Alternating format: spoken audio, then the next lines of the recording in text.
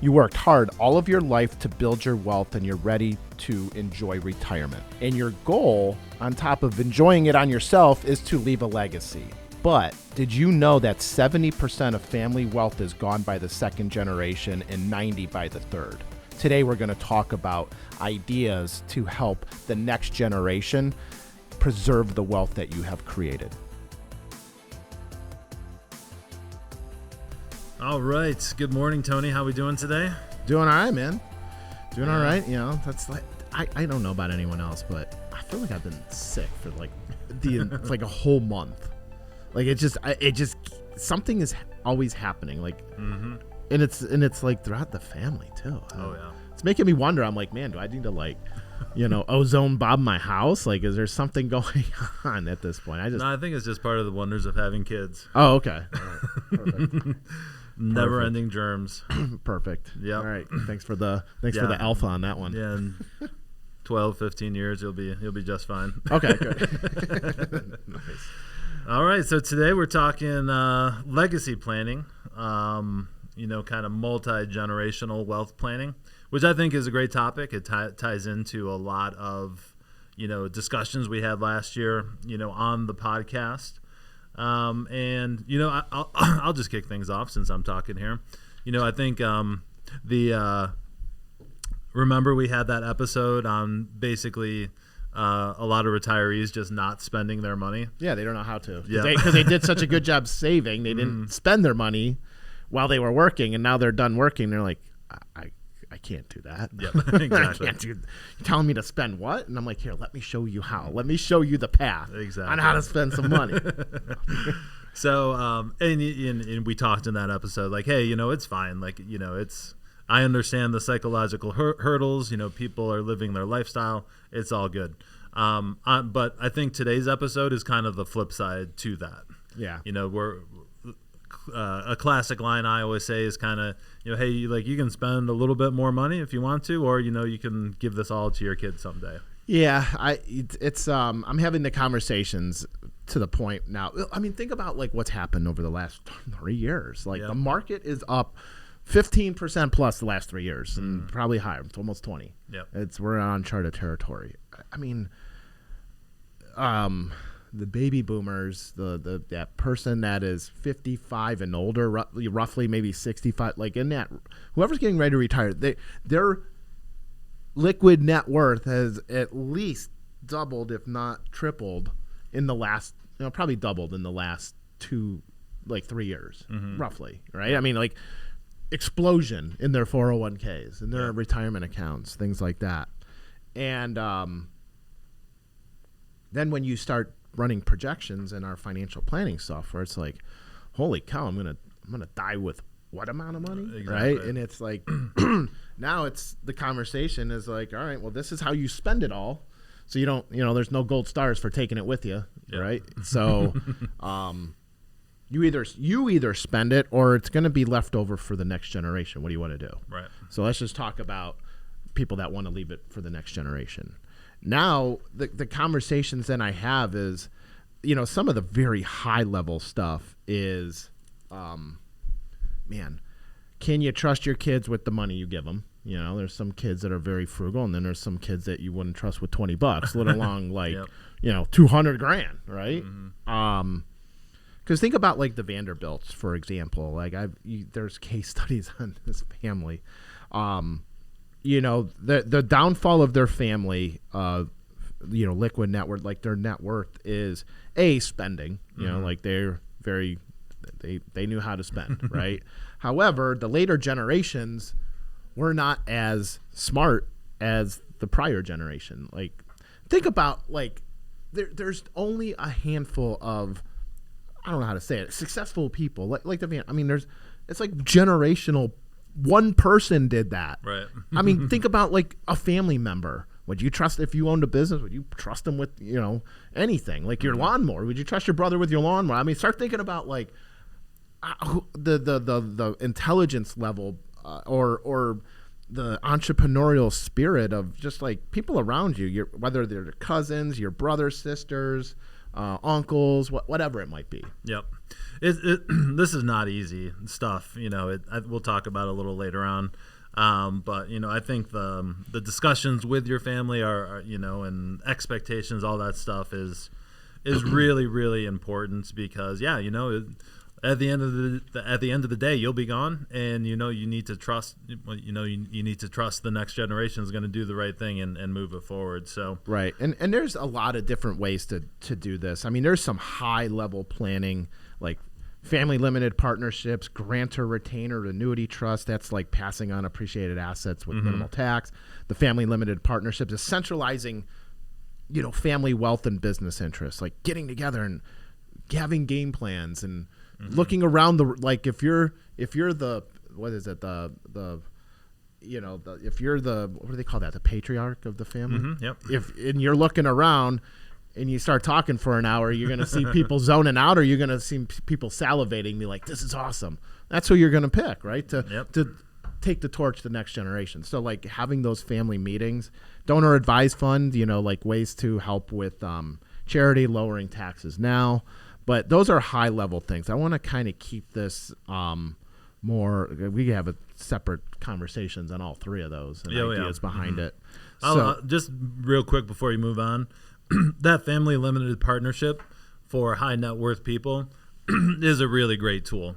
And it's going to tie into what we talk about later on in what Tony was just talking about, having a plan with your family. The family limited partnership is really meant for people with, a lot of money. I'd say 10 million plus. Yeah. But, real high level, you break it down into the shares of your family estate basically, and you gift those out over time. It's a really great multi-generational tool, if you're in that category. Right. So let's talk about lifestyle versus legacy. How much is enough to retire and leaving assets? Again, this aha moment as, we're building these plans, and it's like, man, my net worth has exploded over the last several years. Now it's like, man, I don't know if I can spend all this money. And so now it's like, okay, now we have to have decisions on, do we start gifting the money now, or do we start gifting it later? Do you want to see them enjoy it, or do you want to just continue to accumulate and pass it on down the road? I would do a blend, but I'd be more towards later. I don't want to make sure. I want to make sure you don't run out of money because you gave it to your kids and they spend it all. So, the two things with this, it's like I look at it this way: if you're gonna leave it for later, hey, I just want to make sure I have enough money. If I have enough money and somebody gets something afterwards, great. The conversations that I have are twofold. Then why don't you, if you have qualified assets like a traditional IRA or something along them lines, why don't you start doing the conversions for them? We're in the lowest tax brackets right now since World War I, and and then the other thing is that, how do I want to say this? So we're in the lowest tax bracket, and when the next generation inherits that money, you're 90 years old when you pass away and your kids are 60, maybe a little, they're in their highest earning years. Right. And we can't predict what taxes are going to look like in the future, but I'm assuming they're going up. We have too much debt, right? So why don't you take on the tax burden for them now? That's why doing Roth conversions in retirement is just a legacy tool, so that when they inherit that IRA, they have to liquidate it within 10 years. If they have to liquidate it in their highest earning years in a traditional asset, that's just more income. So everything that you have done to preserve that asset and minimize taxes is a huge tax bomb for them. So chip away at it, throughout your entire retirement. And I would, I would encourage people to have those conversations, with their family members and clue them in on what they're doing and why they're doing it. Because that is a phenomenal gift if your parents or whatever are prepaying your taxes in a move 20 years in advance. 20 years plus to make sure you get the most amount of money possible after, you know, your parents die. Right. You know, that that is, I think just explaining that to kids just like that, hopefully, you know, changes their mindset a little bit and kind of pushes them towards the path like, hey, you know, this is kind of what we do. This is kind of what their expectations are. And, you know, when you're in this spot, you know, I expect you to do the same thing. Right. Let me explain this. Let me dumb this down for you. Hey, Junior, would you rather have a $50,000 check after taxes or $70,000? Right. 70,000. Yeah, okay, then 70. shut up and sit down. We're doing Roth conversion and say thank you to your parents. Exactly. Right now. Have some respect, Right. too. So no, the family meeting's actually really good, and I don't, you know, I've had a couple family meetings, but the thing that I really see is like the introduction to the children. Yeah. Right. Also, if you're starting to identify assets that you want to pass on to your kids, make sure that allocation risk level is maybe their risk tolerance, not yours. Exactly. Right? It's not a 65-35 stock bond mix or whatever. It could be just 100% stocks because you know that money's got to cook for 20 years. Yep. Right? Sure. Before it's going to be passed on at least, maybe 30. So think about that, the allocation of the assets going forward.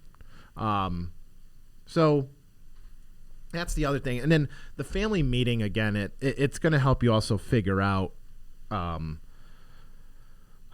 guess, the financial aptitude of the person. Like, are they frugal? Are they going to buy 2 Ferraris and a boat with the retire or with their legacy money? So making sure that, you know, like you do have the right things in place. So like maybe a special trust, like a Spendthrift trust, making sure that, you know, you spread your money out after, you know, from the grave over a period of time. That would be a Spendthrift trust, making like, hey, I got $2 million. You're going to get $200,000 every 2 years. Yep. You're going to space that thing out so they just don't rip through the money. Yep. That's another idea. And that is a good idea. But another important point of having, you know, these meetings, open communication, is to get that sense of, you know, kind of what they are going to do with it when you're gone. Because, you know, if it is a responsible person, you know, which, you know, I hope it is, sometimes the constraints of trust just make things more difficult for them to get money out. When they should be able to get it out for things that they want to do. Yeah. So, you know, I've seen that many times in my career too, where, you know, it's just, you know, whether I've seen, you know, a bank needing to be the trustee and, you know, limiting the upside and having vague language on what they can take out and things like that. So it's important to have a conflict of interest. Yes. From the trustee. Exactly. Who might not be a family member. Exactly. Is that what you're saying? Okay. Yep. Yep. I agree with that. I've seen that too. Yeah. So yeah, it's good. It's good to have a plan, but it's good to also not make it too complicated if it doesn't need to be. Yep. Also working with an advisor that has, you know, multiple ideas, strategies, can read the room, not have their own idea of what they should do. Be like, hey, listen to the family and hear what they want to do, not what the advisor wants to do. But somebody that's also essentially in tune with changes in laws and taxes. Yep. Because think about, I pulled up this list and I left it on the printer, but about 20 years ago, right, in the early 2000s, the federal exemption was like $2 million. That affected, at that time, nearly, I think it was like 2.5% of the population because of the growth in the, like, if the exemption was $2 million, it'd probably affect near almost, I bet you almost 10% of the population. That means anything over $2 million, your kids are getting hit with a 45% federal tax. Yep. That's why estate planning documents were very, very important back then. Today, it's $15 million per person, and if you're married, now it's $30 million. You have to have over $30 million to worry about any taxes on a federal exemption part. You know, if you're passing on a traditional IRA, you owe taxes anyway. Yep. But I'm talking but if you had $35 million in a traditional IRA, like they got to pay more tax on top of tax, right? Yep. So that just give you some sense. But like $30 million, like holy cow. No one can. I mean, I think like, and then as you see them increasing the federal exemption number. I mean, it was like 0.02%. Mm-hmm. So like 2 people out of 1,000. Yep. This is affecting, right? It's crazy. Yeah, and we've seen that just in our working lifetime, right? We've seen it go from $1 million exemption to 15 million. Yeah. So that's just happened over the last 25 years. Right. I personally think that exemption it will have to change at some point. Mm-hmm. Because I don't want this to happen. Hear me out. Like, I don't want this to happen, obviously, because I like to see people that have worked hard not be, pillaged by the government on taxes, especially when you've been ultra successful. And the money's already been taxed. And it's already been taxed, and I'm going to tax it again, right? Yep. That's a good point. But I can't see them keeping these levels of federal estate taxes so high because we are running such a large deficit. Yep. I just can't see them keeping it there. So be prepared, right? Like be prepared. Doing a Roth conversion, let's say the exemption was, you are going to pay tax. It will shrink your traditional IRA, or your just liquid net worth by doing a conversion, but it's tax free. Yep. So like there's ideas to like start thinking about now. So if you are chipping into Roth conversions, it could be helping you on tax laws that don't exist today. Exactly. So again, another thing. It's just another layer of thought. Yep, for sure. Yeah, and we've seen that recently too. We did a bunch of shows about taxes leading, with Biden in office, and then Trump gets elected. That doesn't mean we don't ever have to think about trust documents or estate planning ever again. Right. Because, in 3 years there'll be a new president and we'll see what the laws are. But yeah, some things went down yesterday in Virginia that changed their landscape pretty significantly in about 5 minutes. What happened? Well, the new Democratic governor got into office, and they have the legislator too. So they passed a bunch of stuff. They increased taxes. They added a bunch of taxes, additional. It was either property tax or sales tax.